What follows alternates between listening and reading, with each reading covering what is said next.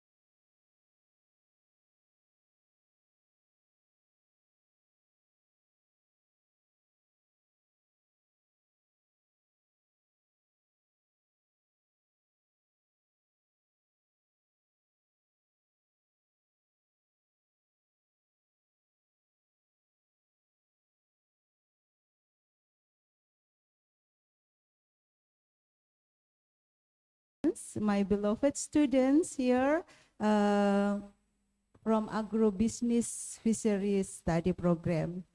Before I start this session, I want to announce about the curriculum vitae of Professor Wenqi Huang. She is now a professor in Department of Agribusiness Management and PUST. About the education, she already finished master and PhD grade in Pennsylvania State University, United States of America, about research fields, about resource and environment economics, smallholders issue in agriculture, rural development, and so on. About the awards, it's so impressive. Lifetime Outstanding Teaching Award and PUSD, that is very excellent. And the other is Excellence Agricultural Educator Award, and for Agricultural Education Association of ROC 2021. And this is for suffices, and this is the student already finished by supervised by Professor Wenji. You know all that international student is so excellent in NPUST. Okay, I think enough. If Professor Wenji want to add something information, you can add by yourself, Professor. And now I want to divide this session in uh, two sessions. First, presentation by Professor Wenqi Huang, and the second, question and answer. I open the chance to the student here and the online participant. Okay, the rule for Zoom meeting is still same with the previous time. Would you like to mute your microphone? And if there is available, you can on cam for online participant. If you want to ask in question and answer session, you can raise your hand and I will give chance to you.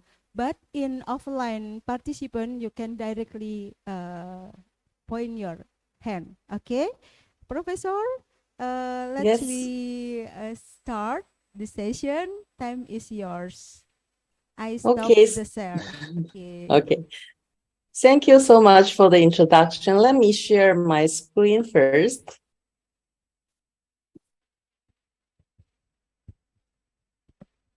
Okay. Can you see it now? Yes, Professor. Okay. Actually, for today's topic, it's about fishery situation and policy in Taiwan. So I will also talk about something in the trading relationship in as part of the content. So I'm very happy to have this opportunity to talk to you again. Last time we talked about the global trading of fishery-related product, and I used some examples from ornamental fish and eel as well as other items. And also I use the market trade potential for Indonesia and in Taiwan. But now this week, I'm shifting the focal point into Taiwan's situations. So the picture that I share in here is actually quite rare scenario because Taiwan is surrounded by island. It's an island state, and so we are surrounded by ocean. So most of our fishery are marine based, and even for aquaculture, it's for brackish water. But this one is located in the central part of Taiwan. It's called Salmon Lake. So actually, it's a water reservoir for hydro power. But anyway, their fish there is also very delicious, and the people enjoy the scenery in there too. So it was taken actually in the harbor for tourism actually, but they also showcasing fishery activity. So we'll talk a little bit about not so much on the aside from the production side, we are talking about more diversified fishery operations. So I would like to take you to the journey for today. Okay, so let's move on to the next page. Okay, so for today, my talk will focusing on fishery sector in Taiwan and the long-term development strategy, the smallholder fishery agribusiness, and its a sustainability issue. I will also cover smart fisheries. In recent years, development on the focal point will be on the marine and fish farming situation in Taiwan, and then of course some concluding remarks.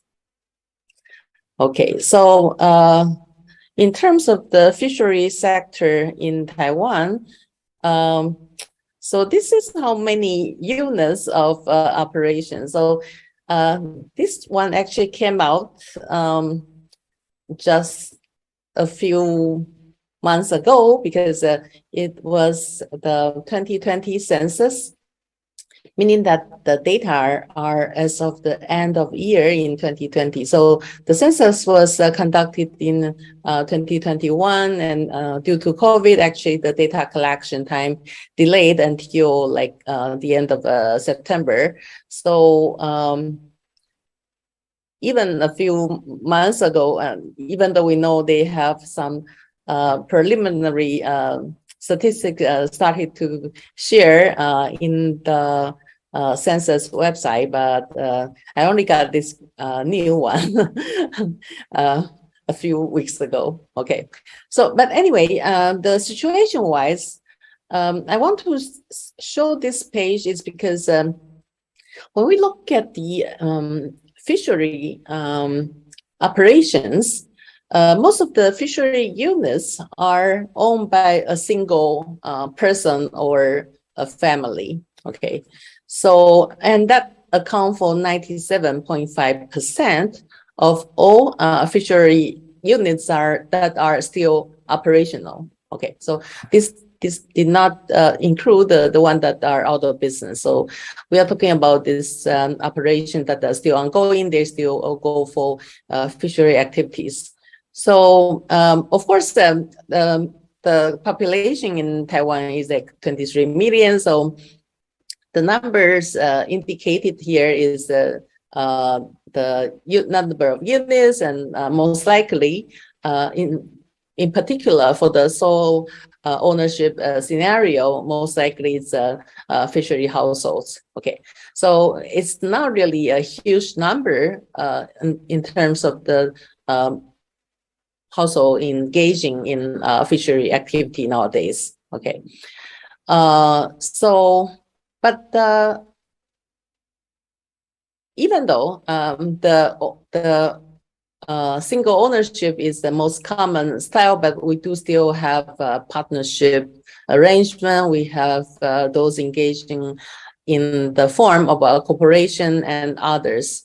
Actually, the others is really a consolidated units that include farmers association, the government's experimental stations, university and high schools, and that has fishery related discipline area, and then the last one is really others. Okay, but you can see that the unit here is not a big number, but because they are still very important because it provide advanced technology development as well as the real operation in the case of the farmers association. So I think it's still worth noting about this structure thing. And the share of the main industry by organization is being presented here. But of course, you should still remember that the single ownership account for like almost predominantly the whole industry of 97.5%. But because we want to look at what kind of industry they are engaged in. So fishing means catchment, okay? So aquaculture, and then the last one, percentage-wise, is small, but actually they are getting more and more attention because they are able to integrating other service rather than the fishery product as their output or the source of income. So we will also talk a little bit about it. But even though the number here says 0, but it's because the number is actually the digit that I choose. So it's not completely 0. It's just a percentage-wise, it's not such a huge percent. So it's really less than 1%. So it did not really show up in this configuration. So when you add it up, you found out that actually I should have probably put it as 1%, but it's really less than 0.5. So it will not show in here anyway. So, but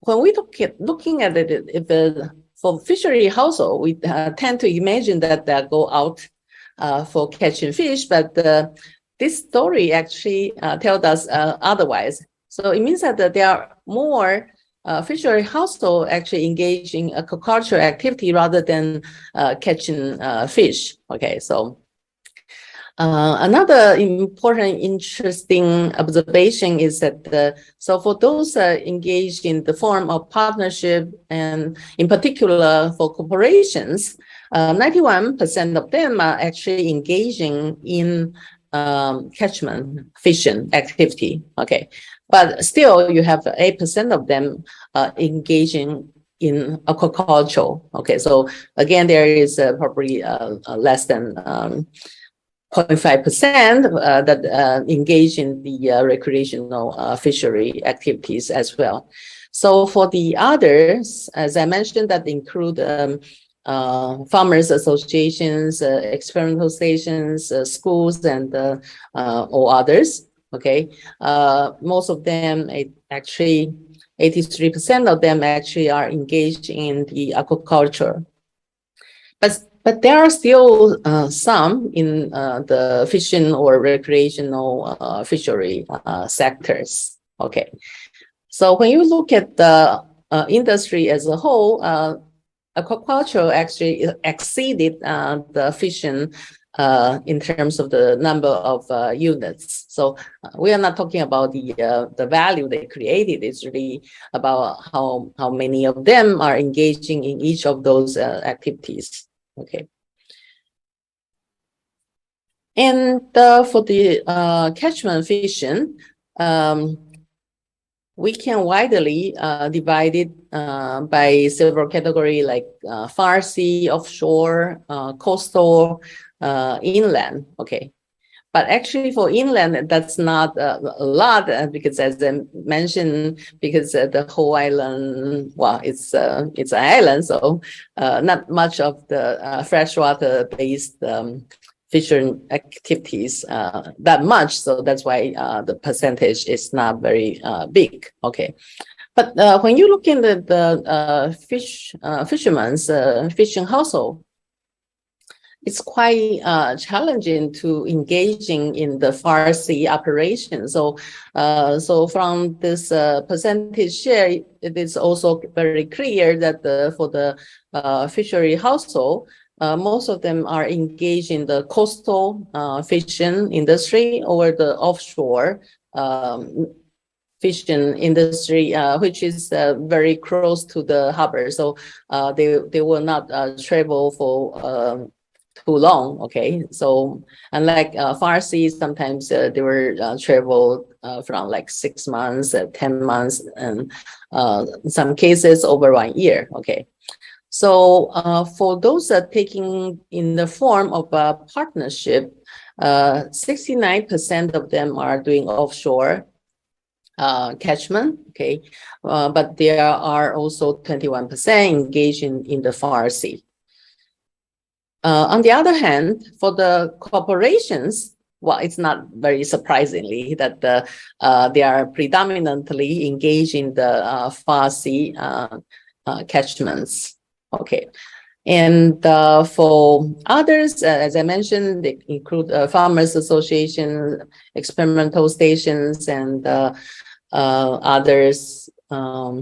Actually, they are 100% engaged in the offshore catchment rather than doing too far.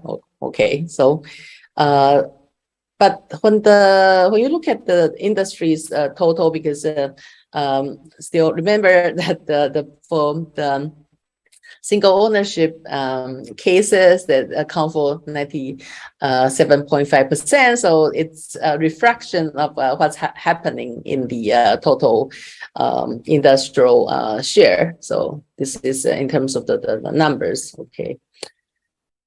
Okay. And for aquacultural activities, the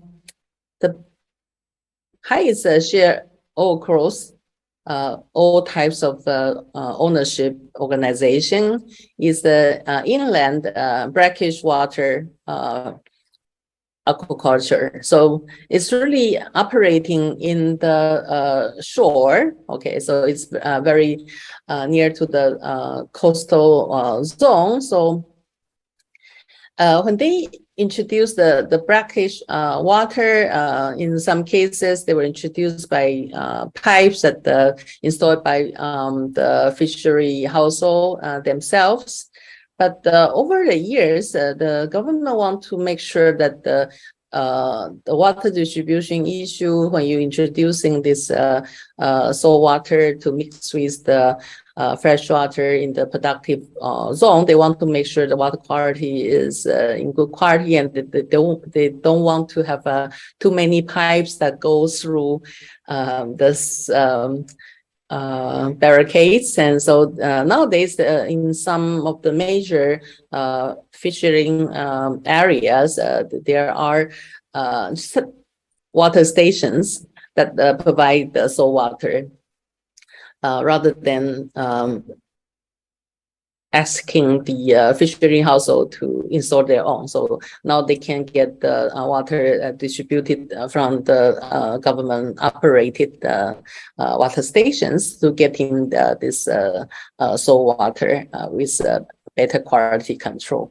And actually, in to make sure that this information is shared to the consumer. So in the for aquaculture product that has bearing the local product indication or logos, for instance, like in Pintong county government, which is the local authority, actually they were issue the certification from the local production on the condition that they are also using the water supply by the local authority near to the shore area. So they don't want everyone to install an individual pipe leading to its own growing ponds.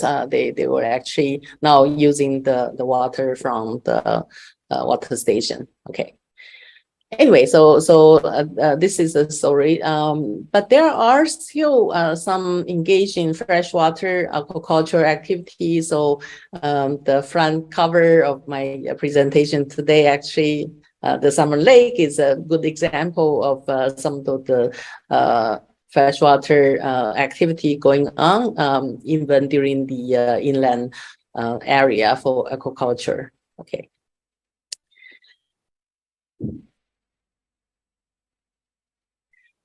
But I think for the sake of the development for the fishery-related business, aside from the aquaculture or fishing activity, we mentioned about there is an immersion, even though not big number, engaged in recreational fishery. It means that they are providing the service rather than the fishery product per se.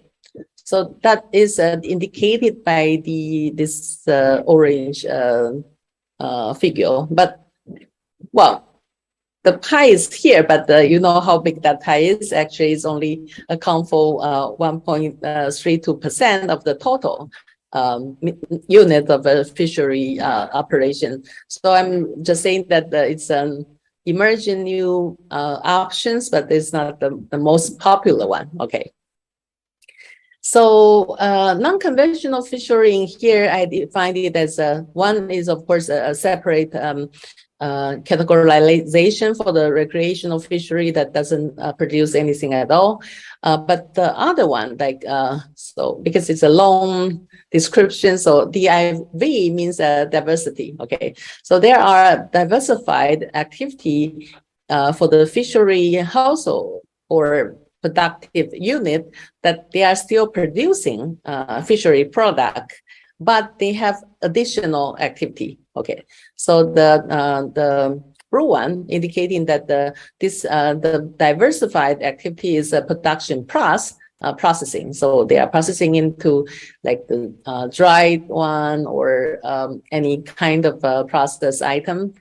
Okay, so some are in pretty in-depth processing to the consumer product. Some are more semi-processed. But anyway, but in this case, more than likely that they are processing it so that they can selling it. Okay, and then the second, the green one is actually it's a productive fishery farms or productive unit, but they also engage in leisure activity, such as like weekend tourism activity to showcasing or making demonstration on how to conducting the fishing activity, or how do they raise the fish, something like that, and or even they can enjoy the scenery on the fishing boat and maybe have some food enjoyed as a weekend pastime. So, so this one is really for the leisure plus diversified activity. And the last one has the smallest one is for fishery units, household and others, that are diversifying their production activity with processing and leisure activity. Okay, so it's more complicated to operate, but so that's why the one that covering both kinds is only like 3%. Okay, so it's promising because the number is actually growing over time. For when we look at the census information. I did not include it in this time, but actually those engaging in more diversified activity earn better household income. compare with the one that only engage in singular activity, in particular for this single ownership, more smaller scale operators. Okay. So, but in this diversity activity, it's not only for aquaculture, but also for the catchment fishing. Okay, but actually, when you look at this share, I try to combine these two figures together. So, actually, out of those, this doesn't include the recreational, because the recreational is not part of fishing or aquaculture. So we did not include those that are purely doing recreational. But so this actually only cover the productive fishing or aquaculture production units that they engage in the diversity activity. So for the fishing catchment sector, actually 32% of those diversified are engaging leisure activities. Okay.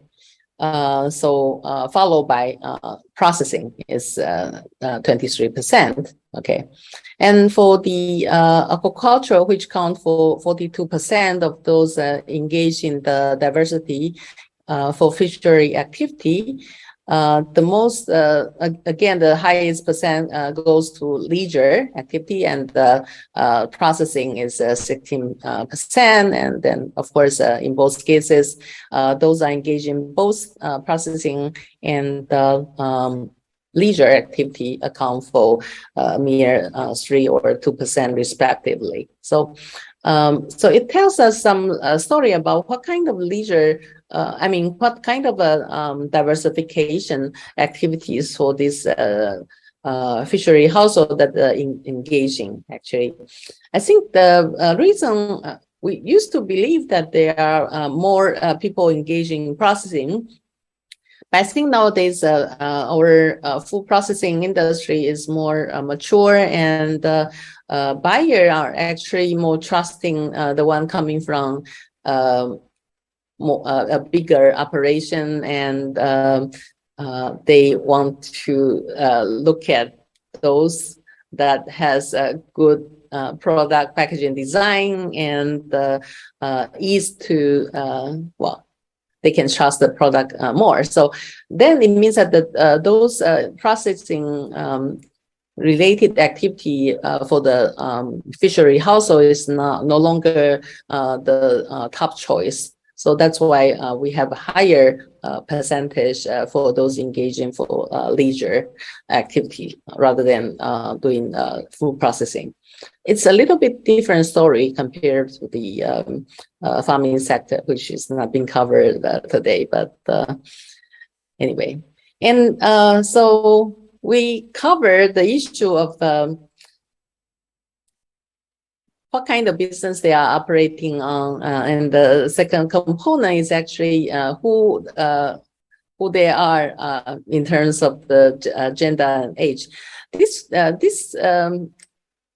chart is indicating the population distribution of the fishery household. Okay, for the sole ownership case only, because of partnership and the corporation is not.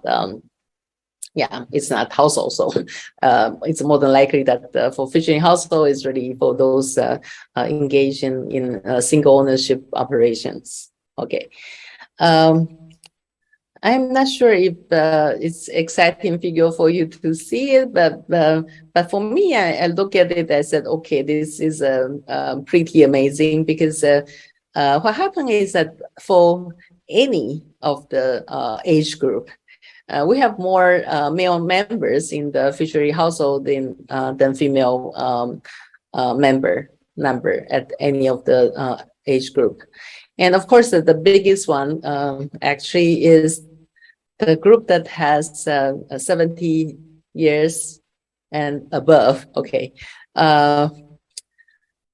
For Taiwan's agriculture sector in general, when you including agriculture, fishery, forestry, animal husbandry, the average age in the same times of this census report says that the number is like 63.5 years old. So it's not so surprising to see it that in the fishery household similar situation applies. Okay, so well, a different way of presenting it can be using the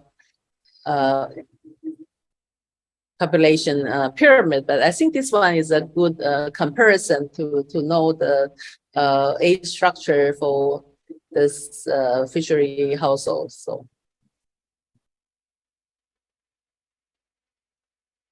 okay, so that's for the household, right? But the for fishery as a business unit, we want to also know who is the decision maker. So it turned out that for the managers of the fishery units by gender and age, of course, in Taiwan's case, like, okay, now the enrollment into the college is almost like 100%. So the group between 15 to 24 is more than likely that they are in school. Okay, so the number is pretty small, and out of this small number, only 6% of them are female. Okay, so maybe we can ignore that one too.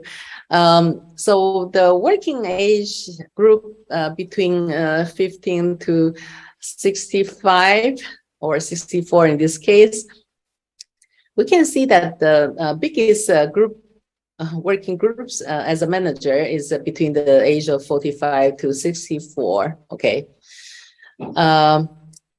For other sectors, 65 and above means retirement. Okay. Apparently, this is not the case for the fishery household.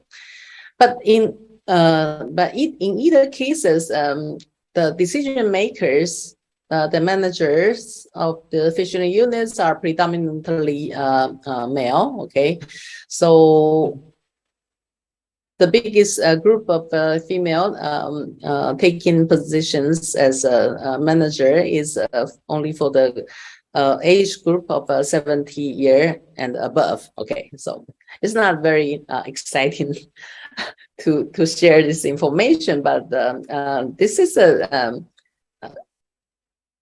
compared to the farming sector, I think fishery sector really have more severe gender issues. Okay,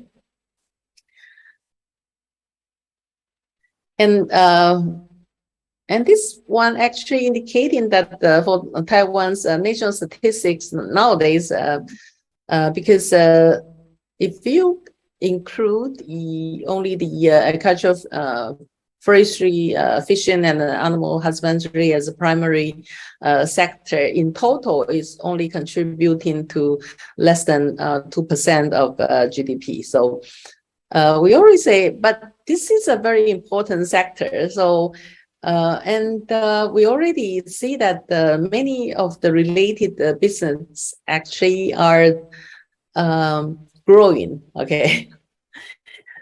And they rely on the primary sector for its input. So the government started to compiling this based on the satellite account of related business, and then they want to show that it's not really sector that should be ignored. Okay, so to answer the question about how is the important for the agriculture related sector, or in our case, actually we only mention about the food industry, because when you started to move into the fuel and the fiber it become more complicated to calculate the contribution. So But still, you can see that actually the one that has the highest share is really food and beverage service activities, followed by the retail sales, and then probably then the primary production, and then wholesale and the manufacturing. So I think this, and when you look at it, it's really the one that grows, continue to show growth is really the service and retailing related sector. And this one is about the aquaculture areas, and so we cover the units operations in here. I'm not quite sure if you can see it because this is based on area. So at the bottom it says that for cage culture is calculated separately. So this is based on the area for aquaculture. The interesting thing about how they get the number is that they are using satellite images to do remote sensing and checking out the area, and that's what the statistical information told us. Okay, and then combined the information with other reported registered fishery units. For instance, the left-hand side is for the 2021 aquaculture area. So the brackish water actually accounts for 47.5%, and followed by the freshwater ponds and marine, culture sites. Okay. And there are growing number for ornamental fish, but the percentage-wise is only 0.12%. And the figure from 2019, which is before COVID, actually there's not much changes happening. But anyway, yeah, I don't think I can tell much of different stories before and after COVID, but that's a situation. But interesting to note, though, is actually that the cage culture has just for the 2 years, it actually had the growing. I would not say fast, but it's growing a lot. Okay. Now, I think the second topical area is the issues for the smallholder agribusiness. So for the discussion on this part, they are an issue of economic viability, the technical support, infrastructure, financial marketing, and dignity of farmer, or in this case of fishers. So these are the kind of thing that we consider for the government policy perspectives. Okay. But aside from the government's doing, actually, we also channel some of those services through the Fishermen's Association. Okay, so the Fishermen's Association, in particular, they have particular units that take care of enhancing economic viability, technical support. In some cases, for infrastructure, they can be the intermediary to get the governments to fund, like harbor and logistics center for the for fishery product in the wholesale market. As many of those infrastructure, for the harbor and wholesale markets are run by the fishermen's associations. Okay. And the Fishermen's Association has financial functions because they have the credit department that handling the activity, and then there are the marketing related activity, including the packaging design for product and the product development itself. Okay.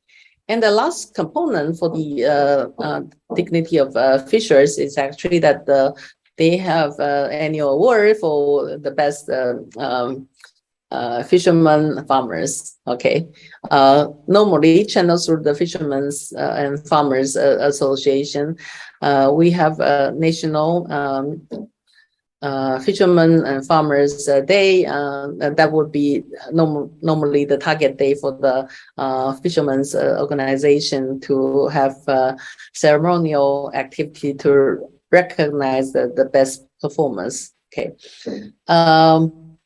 So we'll talk a little bit about the Fishermen's Association. Not so much, because I think that 2 years ago I covered a more lengthy discussion about this already. But this one is a national fishermen's association. We have a two-tier system: is national one, and then the district fishermen's association. District means that well, in our government structure, we have the county and the province and the national. So sorry, the township and the county and national organization. So it's a three-tier. But because they can coincide perfectly with the administrative region of the government. But for fishermen's organization, it doesn't really make too much sense to using the town as a boundary, because the water system that go around it is sometimes not exactly bounded by the boundary of the towns, but it's better categorized based on the base harbor. So we had a little bit different classifications. Actually, it's based on the fishing right. So we have the District of Fishermen's Association really on the major base of the harbors. Okay. And the Fishermen's Association actually run a lot of activity. As I mentioned, it actually had the financial units for banking services. They have insurance divisions, and also for the fishing household, it has the home economic unit that will taking care of teaching new food preparations and decorating their houses, and some other event for taking care of the elder and young people in the fishery villages. So there are those services that including some economic activities, some are in more social and educational activities. And I also mentioned about the fishery harbors and operation of the or coaching or monitoring the activity of the fishery related production and marketing groups. So let's look at we have a special law for the Fishermen's Association. Actually, in Article 1, it says clearly Fishermen's Association should operate for such activities such as safeguarding fishermen's rights and interest, enhancing fishermen's knowledge and skill, increasing fishermen's profit from production, improving fishermen's livelihood, promoting the modernization of fishery, and seeking the development of fishery. Okay, and we are actually, well, the Fishery Association are taking their tasks very seriously, and because that is a base for them to get the government support for all of such activities as well. So like this one is more traditional sense that it's a traditional fishery market.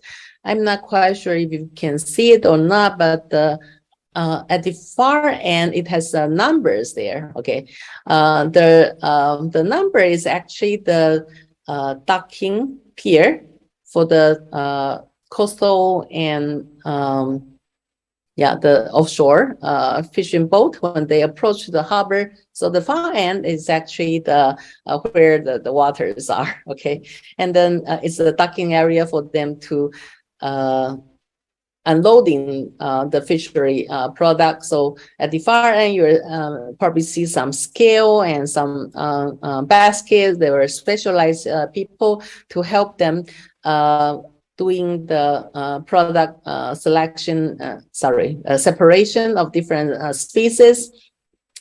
Okay, and then after they scaled it, they put some marking of like the weight and the information about these transactions.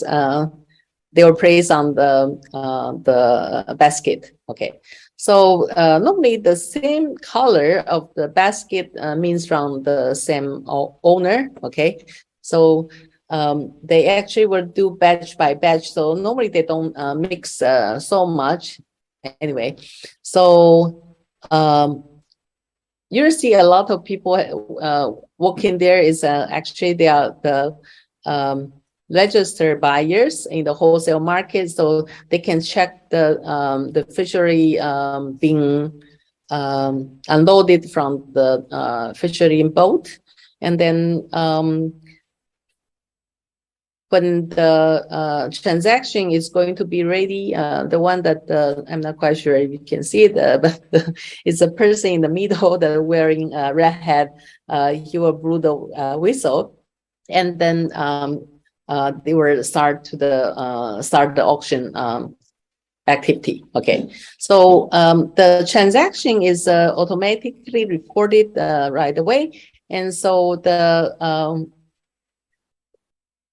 for the fishery boat owner, they will get money from the banking unit, like this one. Sorry, I forgot to mention. It's called Ziguan Fish Market, but it's run by the Ziguan Fishery Association. Okay, so now the Fishery Association owns the harbor and then the wholesale market side, and then this is one of the new market that recognized by receiving the HACCP recognition, because their fish never touch the ground. So even when we say unloading it, but actually it's unloaded to not the floor, but actually the collection pit, and then they separate the fish. And it is also providing educational services, because the reason why we can take a good picture of it is because tourists and for those others who are observing the activity can only go to the second floor and observing from the observation area or corridor on top of it, and you can see the activity. And the Fishery Association actually provide a guided tour. It's a fee-based. You need to pay for the fees for the people who are giving you guide about their fishery market, and they would tell you all the story about what's going on underneath it. And then you can ask also the question.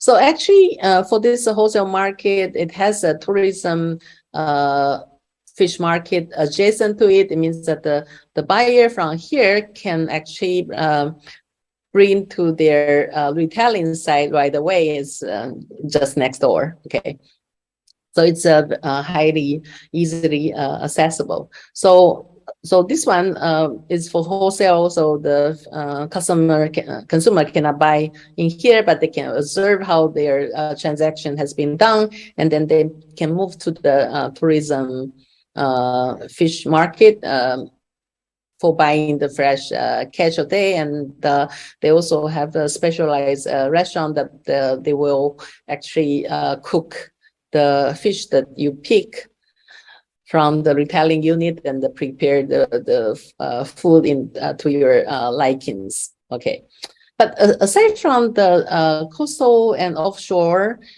fishing boat, there are separate lanes designated for aquaculture product on the maybe lane 1 and 2, because they can be accessible from the road. Okay, so so they can unloading from the trucks, and then they can also join in the auction for the wholesaling. Another interesting point to note is that both the buyer and sellers, they have a bank account with the Fishermen's Association.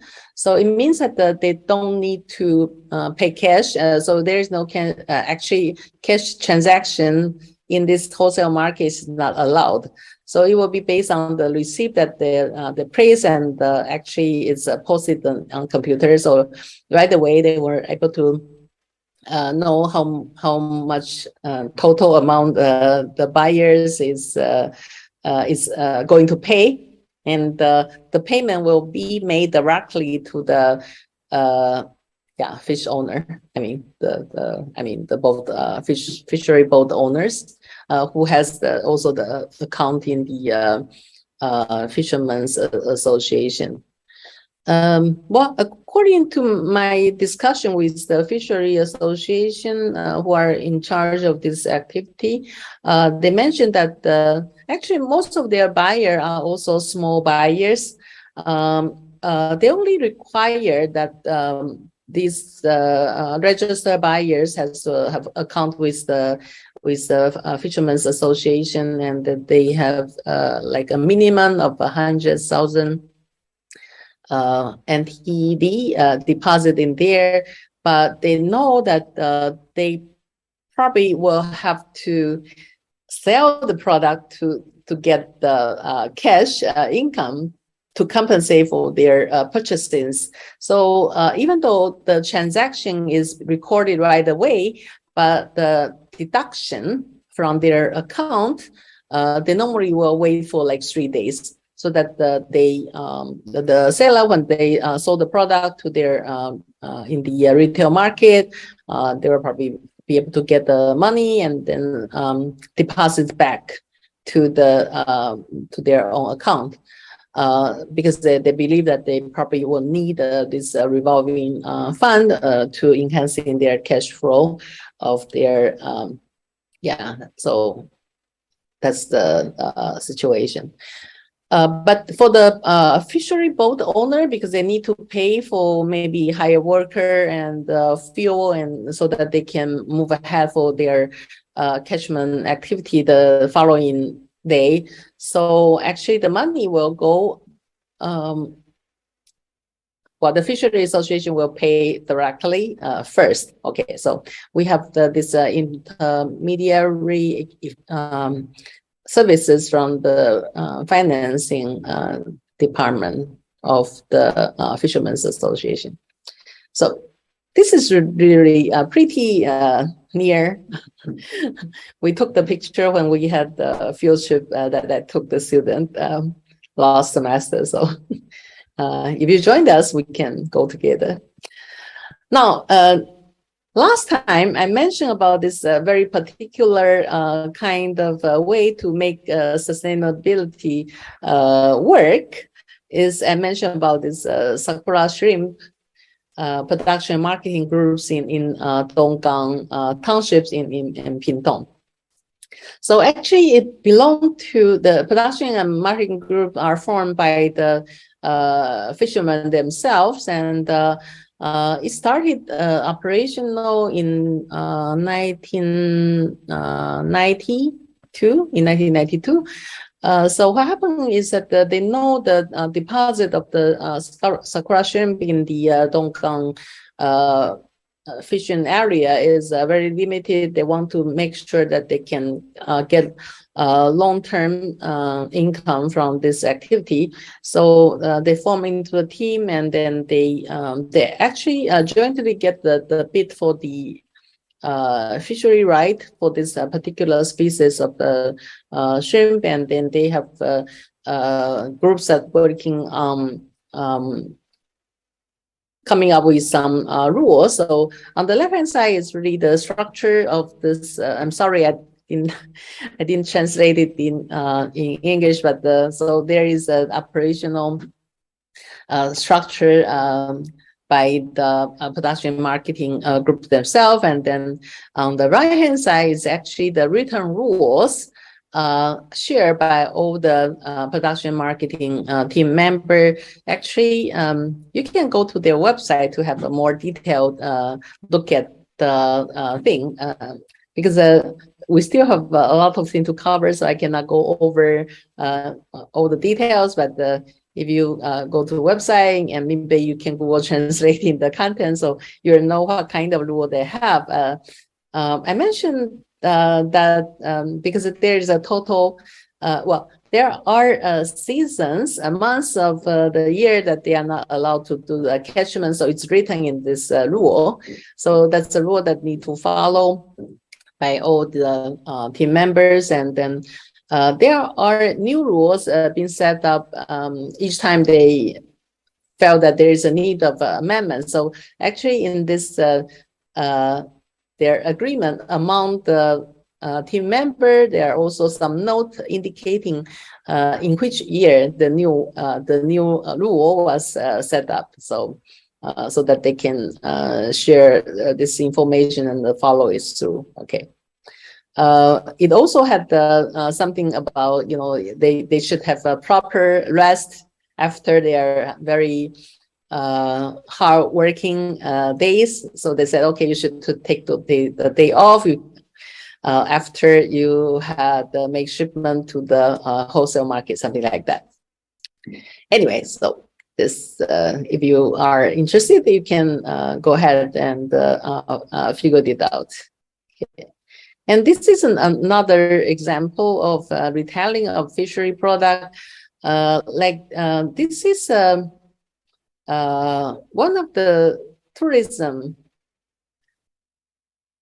destination. Well, actually, it's a connecting point to a major national park, which is called Kenty National Park. So it's a railway station. And this town is located in the coastal area. So fishery, both catchment and aquaculture are very popular in there. So on the right-hand side, you can see that this is the front of the railway station. And so they actually, on the sculpture, indicated the major harvest from their town, and then also including fruits and fish products. And on the left-hand side is actually one of the corner of the this railway station is actually the place they're selling frozen fish and also some snack food from the fishery product. So for people who are finishing their exciting activity in the national park, and then they come to this station to take the train, then they can buy the frozen fish product as a souvenir and take home to cook. So I think that's a design. But look very attractive, by the way. So this is another one related to the Farmers and Fishermen's Association. Every other year, our Ministry of Agriculture actually had this activity to select the 100 top good quality product from all the Farmers and Fishermen's Association. The total number of them is like around 400. Okay, so so it means that the 100 premium product from the Farmers and the Fishermen's Association were selected. But because it's covered all kind of thing like tea, rice, fruits, and you name it. So all the famous items are from Taiwan can be found in here. So percentage-wise, the fishery product is not the biggest in terms of the group. But like this one is like 2016 award. So it's from their website of this catalog. Actually can download the catalog or making selections from this very good collection of winners of well-recognized consumer products. Okay, like this one is a grouper. cut up in the frozen form. So even back in 2016, they already have this home delivery system. We're going to the major supermarket at the higher end market, you will find this product. So in the box form, it's really for the year-end gifts for New Year, something like that. Okay. But even if you are taking for your own consumption, it's a very good quality product, very easy to prepare. It's already cut into fillet or chunks, so it's very easy to for food preparation. Let's see.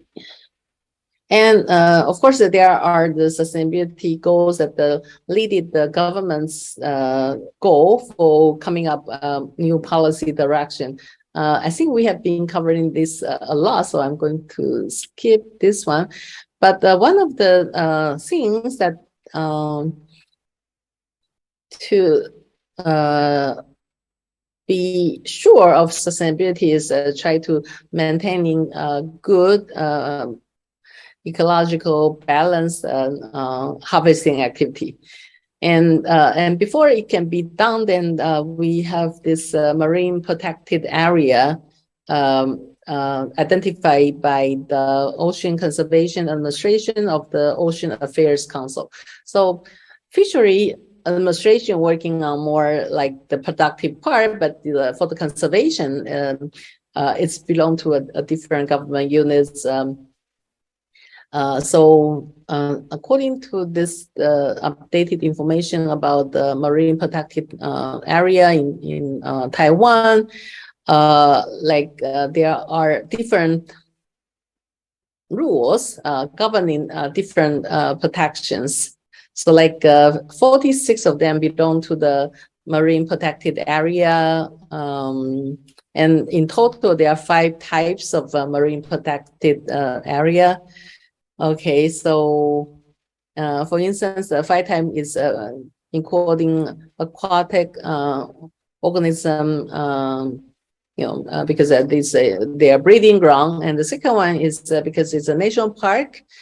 So there is a national park related marine protected area, like in the southern part of Taiwan. Okay, and we have some designated beaches designated as a wildlife refuge.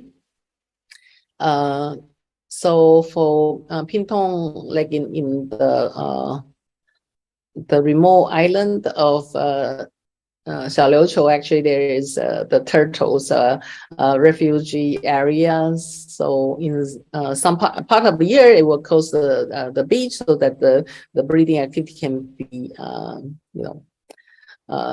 non-disturbed. And so there are some nature reserve because they want to preserving some natural habitats, so it becomes the nature reserve. And then we have also marine resource protected area. And the next slide actually shows all the protected area. The one that highlighted in blue color is the 30 marine protected area that is breeding grounds. Okay, so and there are others. So not being covered is because some are because of it's a national park, and some are so you can see the color coding in there. If you see the green area, then it's the urban planning law actually had the protection. But it's only in one location. It's in the Orchid Island. So because it's an island area, the whole island is being covered as a urban planning law. So the protection of the marine resources is actually based on that urban planning law. And we have the blue one is the one covered by the Fisheries Act. Okay. So the red color is the Wildlife Conservation Act. So some are covering pretty wide zones along the coastal area. Okay. So yeah. Let me move to the next slide. And um, and uh, and this one is another interesting thing is done by the Fisheries Administration, because we felt that full education is very important for in particular for the young people. But nowadays, not just the young people, so the government actually passed the Food Education Act.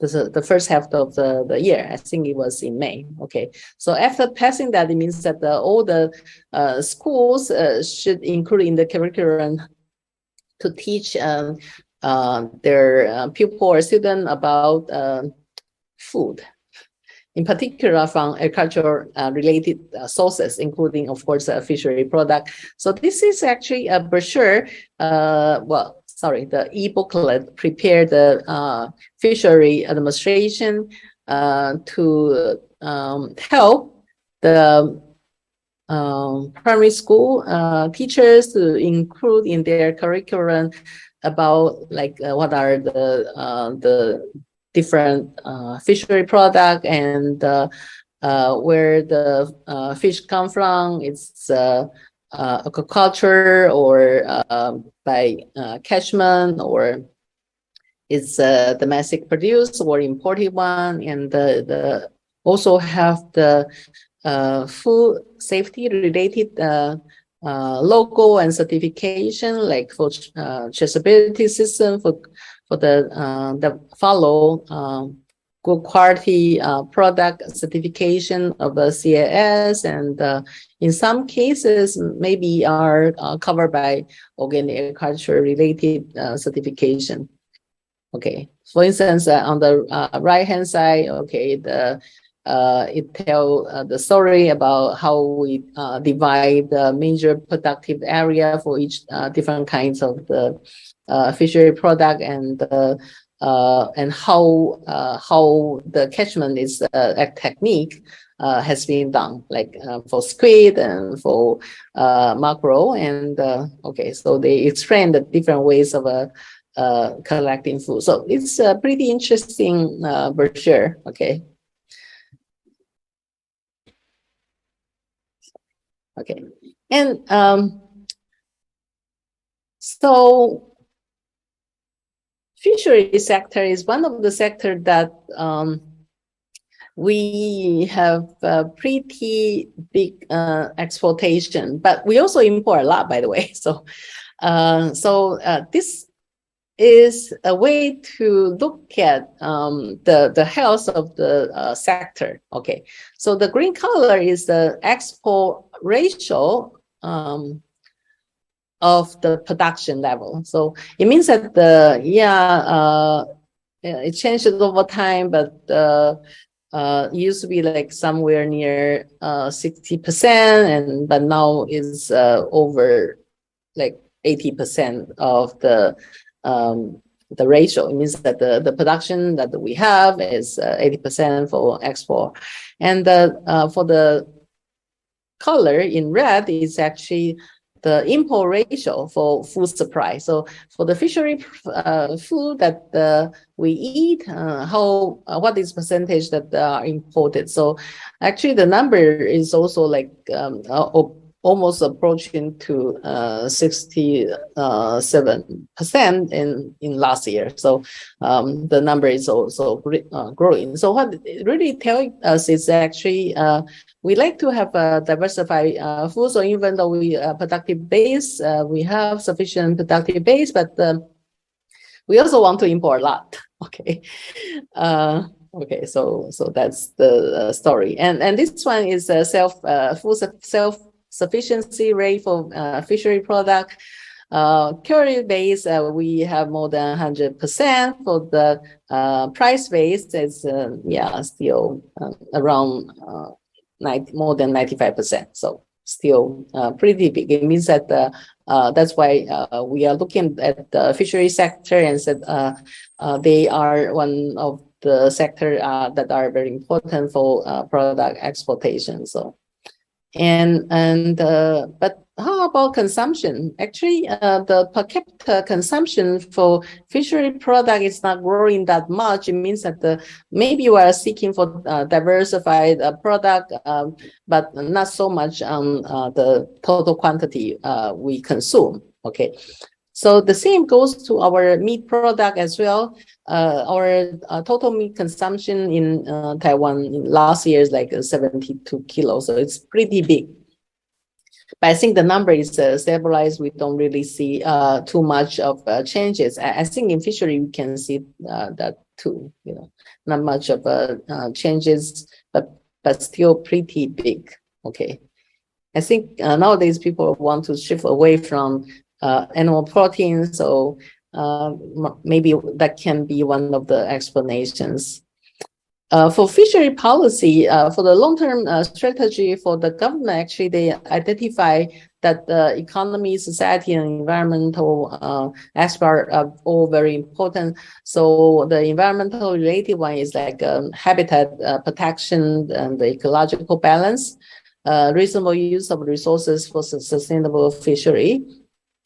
And for the green one, it's more on economy, like human resource development in fishery and revitalizing fishery villages. And for society, it's more for, sorry, I kind of get the reverse, but anyway, for the industry development in the improving fishers' livelihood is actually the economy part. So anyway, so don't worry about the color scheme. So these are the major items being covered. And for the long-term strategy, they also try to coin the SDGs into the long-term strategy, but it's too complicated to draw in this picture, so I kind of skipped it. And because many of our, in particular, the total values well, are still very much in the FASI fishery, and in some case, the offshore catchments. So the government tried to participate in the international fishery organizations in the regional level, and because tuna is pretty big, so for the tuna related organization, they also try to have sufficient representation so that we will be able to follow the rules set up by the different fishery management organizations. So I'm not going to read it, just showing that. And so the imagination for fishery sector is from the aspect of the increasing the fishermen's dignity, is that they introduce a good seafood and educate tourists about what kind of slow life you can enjoy in the fishery sector. So like preparing cookbook for fishery product and the fishing villages as the tourism destination, and fishing harbors as places where people can go and visit are one of those major goals for the long-term fishery development in Taiwan. So like this one is one of the picture that we have. And this has come to the last component is about the new technology. So we also mentioned about digital agriculture or smart agriculture. Actually, the government has a new unit that just inaugurated on August 27. It's called the Ministry of Digital Affairs. So now they are taking care of the stepping into the digital affairs. Okay. So even they had the explanation about what is the MODA, the logo look like. Okay, it means that it's a growing importance in this development, and actually the growth is like exponential. Okay, so for digital agriculture, I think also the same thing in Indonesia. You have a productivity 4.0. We in 2020 had this hybrid event from for the digital opportunities. And for the smart agriculture program that implementing from 2017 to 2022 actually had a very ambitious goals, and they want to resolve the issue of aging culture population, labor shortage, global competition, and climate change. So I think you know all about this. So and the ultimate goal stated by the ministry is that to provide much needed assistance to small scale farmer, in this case also covering fisher, in the struggle where try to enhancing the production efficiency and productivity. So, for instance, there are 10 target industry by the, sorry, let's see. Okay. There are actually 10 related industry, and in here, the fishery related one, aquaculture and marine industry areas. Okay, so example of such one is actually they had the in electronic monitoring system and for the video of fish catch through deep sea learning models, and then okay, yeah, that's more like it. Okay, so these are the two, and they have like this one is one of the solution provided by the computer software company. This one is for aquaculture, so you can use your smartphone to show the real time fish stock, and conducting the environmental risk assessment for the fishery pond, and they have this aquaculture production record that can be shared into the traceability system.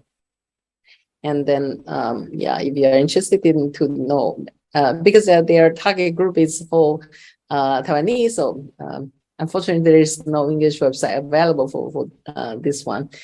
And this one is the incubation and industry cluster that in the Pingtung Agriculture Biotech Park. So fishery and aquaculture, biotechnology industry, such as ornamental fish, aquaculture product, aquatic peripheral product are one of the several areas that are their major target group. And so we have this innovative institution to accelerate agro-industry development in Asia, which is a publication by Asia Productivity Organization in 2020. And it identified that for Taiwan's agricultural technology research institution, it has its function like this one. Okay, they are in bilingual, so maybe if you have time, you can read a little bit about it. But the left-hand side are all the research institution and the university, and the right-hand side are farmers groups and the cultural cooperation of our institution and the farmers. So they have a lot of different kind of platform to providing like technical technologies, commercialization, strategic investment, and international marketing, okay, as well. So, and another one is we need young farmer, and so there is a particular authority which is a fishery administration that also providing technical support for our young farmer. Okay, so this information ebook is available to everyone, and there are some example of young farmer engaging in the fishery, like this one is for cultural activities, like different area and different products. So, and you can actually using this catalog to buy directly from them. Okay. So, and in order to do that, we have to have some financial support. Like this one is really well, gender-wise, female young farmers still low in the percentage of participating in the project. But like this one is from one of the fishery village. You have this logo on the light pole, and you have the from pond to retailing. So the young fisherman is actually running this direct selling place. It's really very nice, by the way. Okay. And like this one is for cage culture. It's growing the offshore in the near to national uh, national park in Hanshan. So this is the cobia product, and then this is another one is pearl grouper. Okay, so I think I'm running out of time, but very quickly. Okay, so basically there are a very important aspect in here, like SDGs and ecological systems, circular agriculture, smart agriculture, and responsible investment in agriculture, in particular in fishery areas, and then for sustainability issues and responsibility for the all that need to be engaged. And the right-hand side is actually the traceability system we have. So not only the farmer, but also the customer are getting more familiar with using smart technology to get information access. So such information should be provided. Okay, and this is the last one. I think I have a very good news to share as well. The management school in MPUC received the ACSB accreditation in July. So, and we have agribusiness program that cover all area of culture, and from 2022, we are bringing back our international program into our main program composition. So I would like to welcome you to join us in the near future in our program. And so we cultivate practitioner in agribusiness. That's end my presentation. Thank you so much. Okay. And wow, this is a light pole from Summer Lake. It's very nice. Okay. Okay. Yeah, I'm happy to take any question that you may have. So I'm going to stop sharing. Thank you, Professor. That is very impressive presentation. By the way, I want to say congratulations for AEC ACSV? SB. Yes, Yeah. right. That is very excellent. Yeah, Congratulations. it means we come now being part of the top 6% of the international business Wow. schools. So I'm proud of it as an alumni. Okay. you're online. Yeah, that's very important. Okay. Okay. This session is about the question and answer.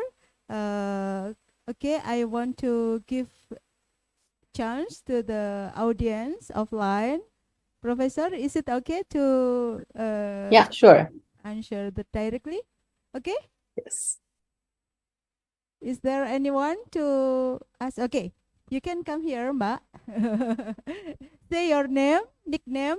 Come here. We have one person to ask. Your Okay. nickname, and that is the camera. Okay. Assalamualaikum warahmatullahi wabarakatuh. Waalaikumsalam. Good afternoon, Professor Wenci Huang, Miss Wahyu, and my beloved friends. Thank you so much for this opportunity. First of all, let me introduce myself. My name is Alivia Putri Jasmine, and I'm from Brawijaya University.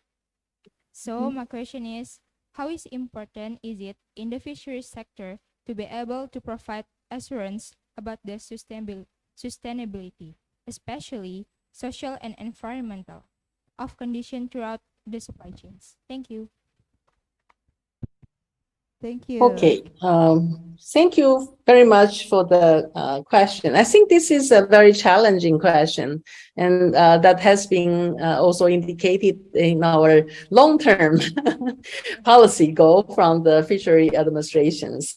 So in here, I think the issue for us is there are the first one is really about environment. Okay, we said, okay, awareness among not necessarily, well, we used to feel that we used to have a misperception that environmental issues are ignored by the local residents in the fishery villages. But actually, in recent years, I found out that we are wrong. Why? Because they are the residents, and it's their livelihood. And so they are, you will see that in our, we have planned out a lot of conservation area.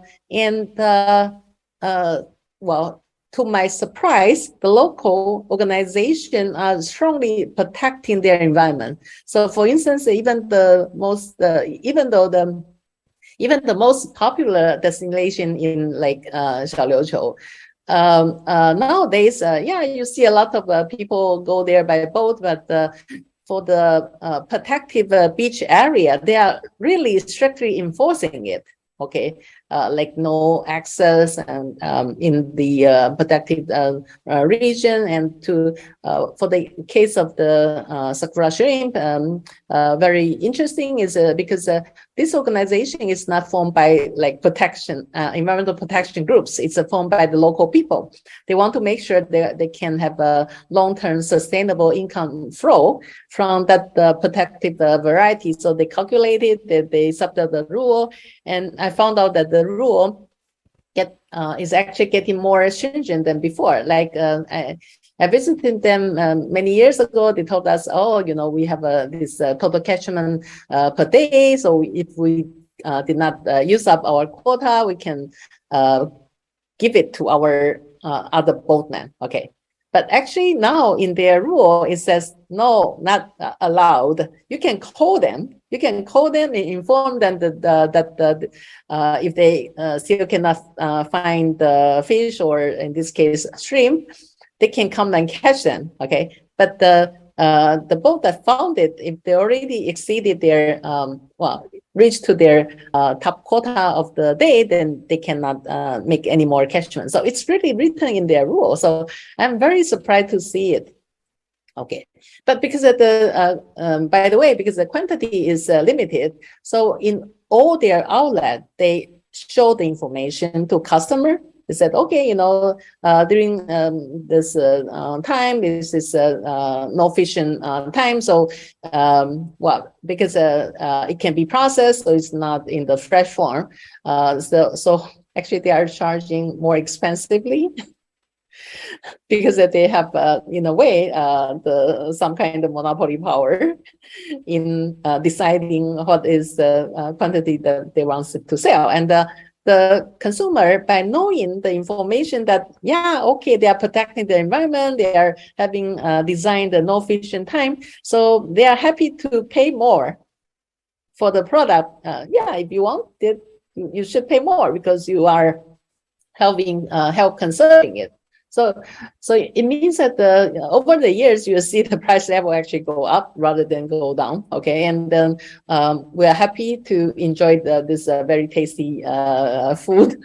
Okay, but don't really mind paying a little bit more about for the product itself, because we also know that we are helping the conservation. I think we have some successful story about this one. But of course, there are some other negative side for conservation effort. As always, if you have some development project, you're going to use up some spaces. The example we have is really for the offshore wind farm, okay, that driven away some of the aquatic mammals. So that is a very challenging issue. And because it's not close to town, people sometimes don't see it. Okay, so then you have other groups that will step ahead. But it's not so much for the catchment issue. It's really about the conservation of the resources as a whole.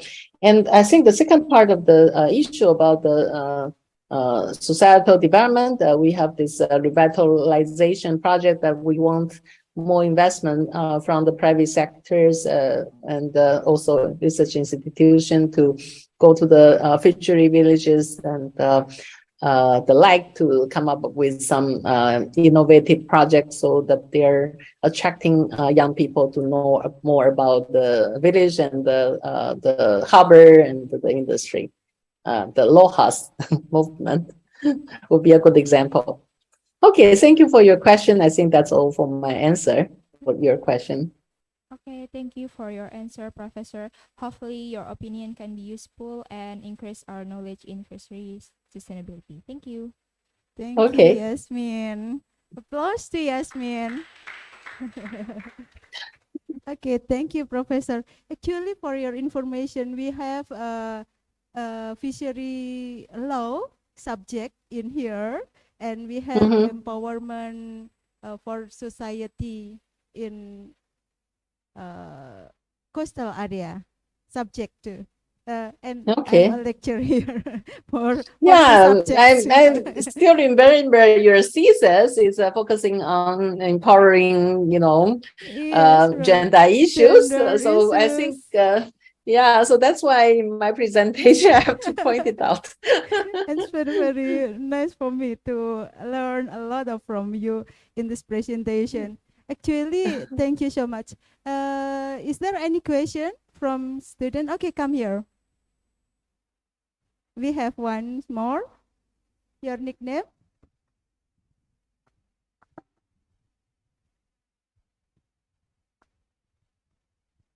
Assalamualaikum warahmatullahi wabarakatuh. Waalaikumsalam. Please open your mask. This mask. Okay, thank you. It's okay. Good afternoon, Professor Wen Chi Huang, Miss Wahyu, and my friends.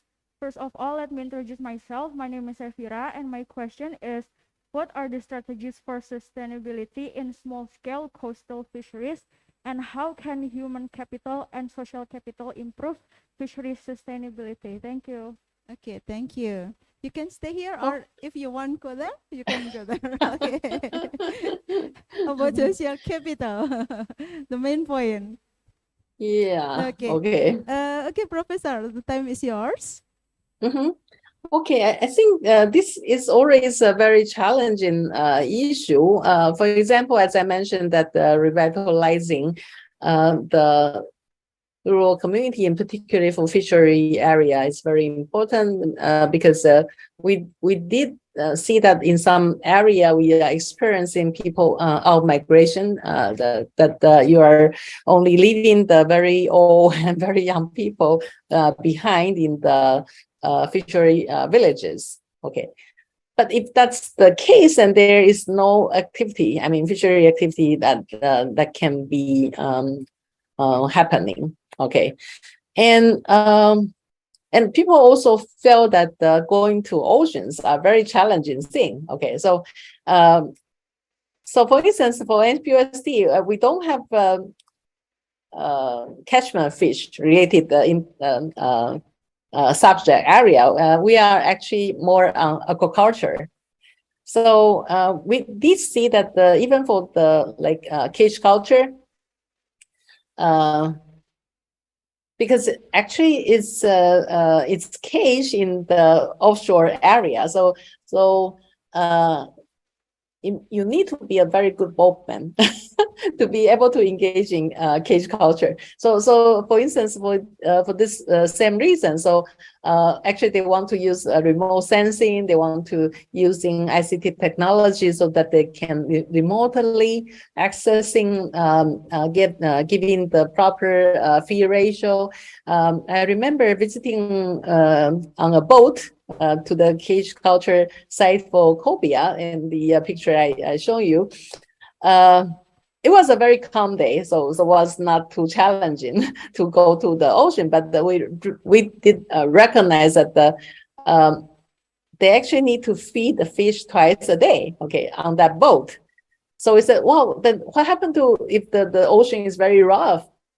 What are you going to do? Okay, there's a they said they still need to go. Okay, but nowadays they have a smart feeding operation that they want to reduce the visit that they need to make to the fish culture site.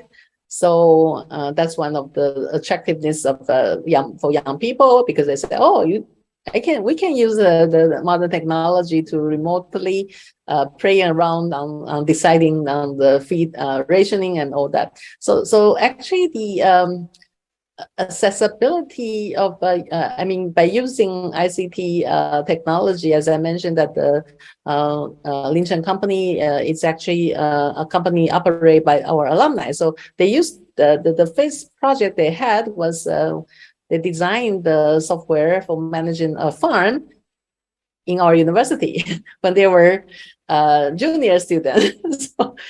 So after they got incubated to be a software engineer and start up their own company, they are doing a lot of project from the government, because there are a lot of needs for using modern technology.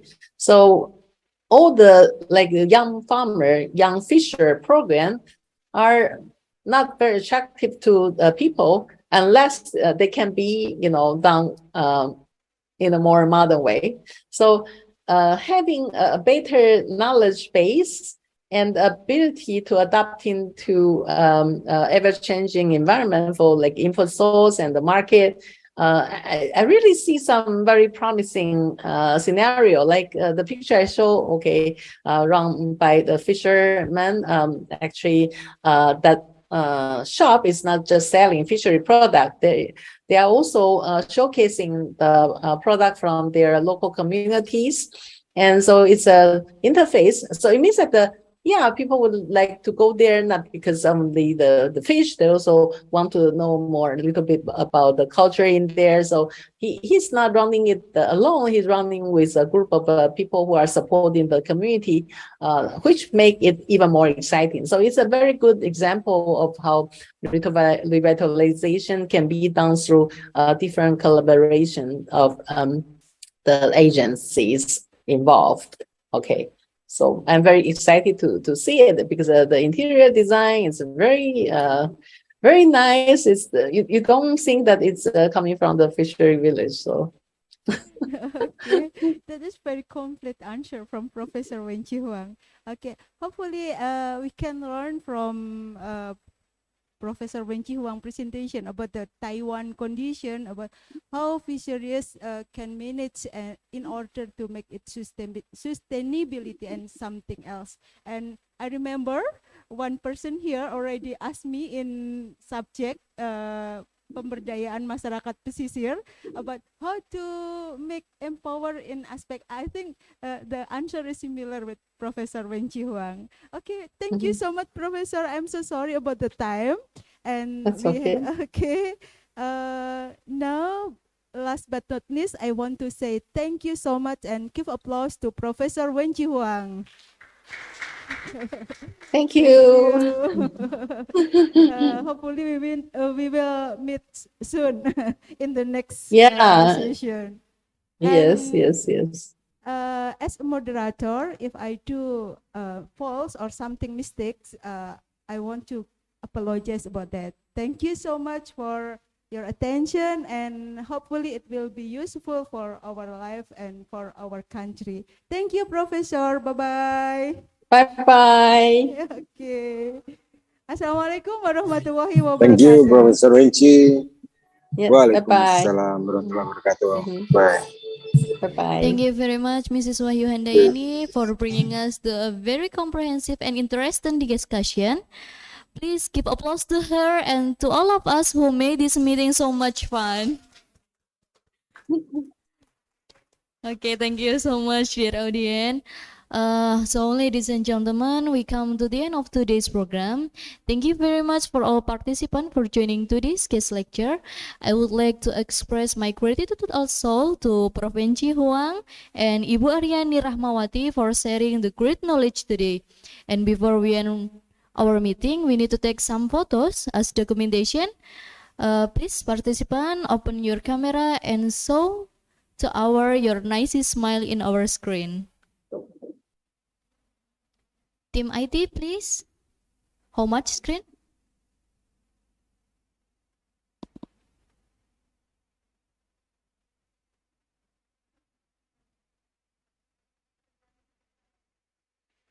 Taiwanese style. Okay. Team IT, have you done? Okay, thank you. See you on the next 3-in-1 program, and I'm sorry if something unpleasant happened during this event. I am Naila Novalia. Wassalamualaikum warahmatullahi wabarakatuh, and have a great day. Okay, bye-bye. Oke, bye-bye. Makasih, Nela. Assalamualaikum warahmatullahi wabarakatuh. Bye-bye all. Makasih, Bu Ayu. Bye-bye. You're welcome, Pak Anton. Bye-bye, Profesor. Oke, izin Bye-bye, live ya, Profesor. Pak. Oke. Iya.